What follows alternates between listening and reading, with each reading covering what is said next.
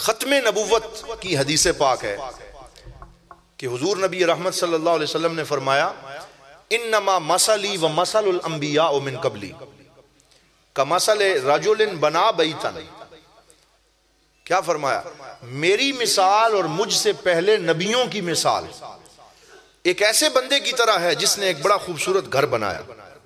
یہ بخاری شریف میں بھی ہے، مسلم میں بھی ہے، متفق علیہ حدیث ہے کہ بڑا خوبصورت اس نے بولیے گھر بنایا. یہ حضور صلی اللہ علیہ وسلم نبوت سمجھا رہے ہیں.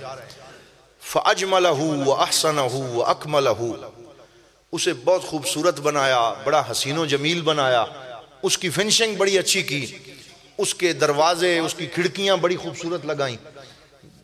حتیٰ اذا اتمہا، حتیٰ کہ جب اس گھر کو مکمل کر لیا، جاء الناس لینظروا ھذا البیت، تو لوگ آئے تاکہ اس گھر کا وزٹ کریں. تو کوئی اس کونے سے دیکھتا، کوئی ادھر سے دیکھتا، کوئی اندر سے دیکھتا، کوئی باہر سے دیکھتا، تو وہ کہتے کہ یہ قصر نبوت اللہ نے کتنا خوبصورت بنایا ہے، یہ نبوت کا گھر اللہ نے کتنا خوبصورت بنایا. کہیں آدم ہیں، کہیں نوح ہیں، کہیں شیس ہیں، کہیں عیسیٰ ہیں، کہیں موسیٰ ہیں، کہیں یوسف ہیں. تو اس کی تو ایک ایک اینٹ بڑی خوبصورت ہے.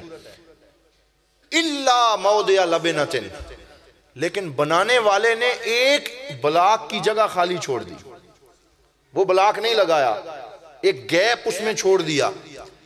تو جب وہ دیکھنے والے اسے دیکھتے وہ کہتے بہت سونا گھر ہے، بہت خوبصورت ہے، لیکن اگر یہ ایک بلاک بھی لگ جاتا تو یہ مکمل ہو جاتا. ابھی بوڑھا بوڑھا لگ رہا ہے، مکمل نہیں ہوا، نامکمل ہے، اور ابھی اس میں یہ گیپ نظر آ رہا ہے.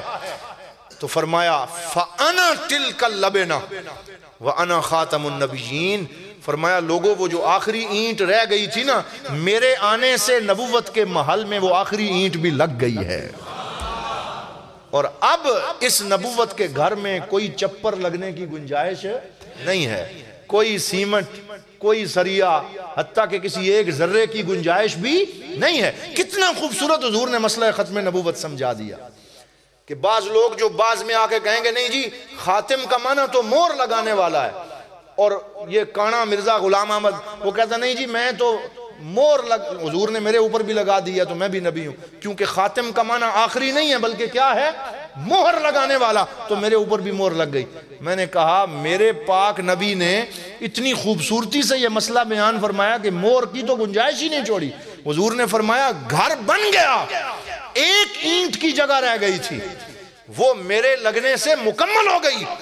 اب جو اس میں گھسنا چاہے گا اس کا ایک ہی طریقہ ہے کہ اس کو توڑے اور توڑ کے کوئی اینٹ نکال کے اور پھر اپنے آپ کو وہاں فٹ کرے. تو جو کرے گا وہ ظالم ہی ہو سکتا ہے، کوئی اور ہو سکتا نہیں.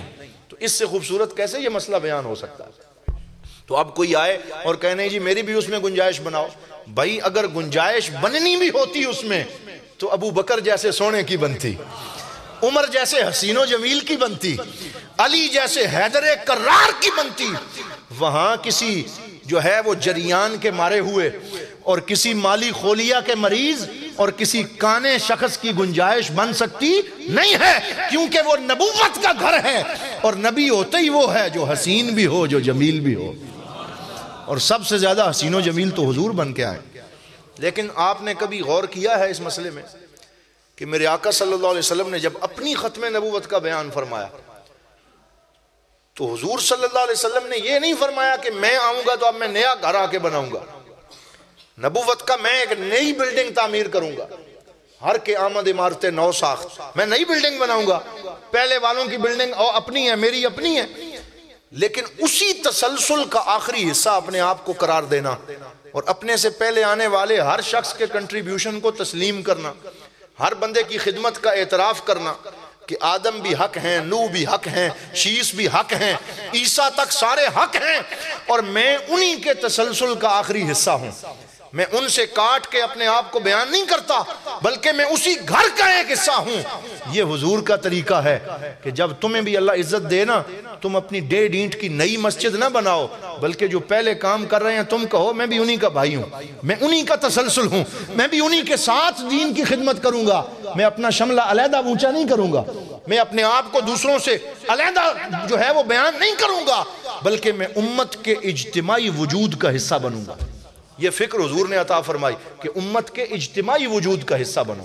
جہاں تمہاری گنجائش بنتی ہے اس امت کے اجتماعی وجود میں رہتے ہوئے خدمت دین کرو، علیحدگی پسند نہ بنو. بولیے علیحدگی پسند نہ بنو. اپنے اپنے جھنڈے نہ چڑھاؤ. ایک ہی جھنڈا ہے اور وہ عظمت مصطفیٰ کا جھنڈا ہے. ایک ہی جھنڈا ہے، وہ میرے پاک نبی کی عزت و حرمت کا جھنڈا ہے، وہ حضور کی ختم نبوت کا جھنڈا ہے. اور کوئی پیلا ہو، کوئی نیلا ہو، کوئی کالا ہو، کوئی سفید ہو، ہم سارے کے سارے کچھ نہیں ہیں اگر ہمیں حضور صلی اللہ علیہ وسلم کی غلامی کی شناخت نہ ملے. انہی کے ساتھ ہم سب کچھ ہیں. کسی نے کہا تھا نا کہ ضرب دوں خود کو جو ان سے تو لگوں لا تعداد. ضرب دوں خود کو جو ان سے تو لگوں لا تعداد. وہ جو مجھ میں سے نکل جائیں صفر ہو جاؤں.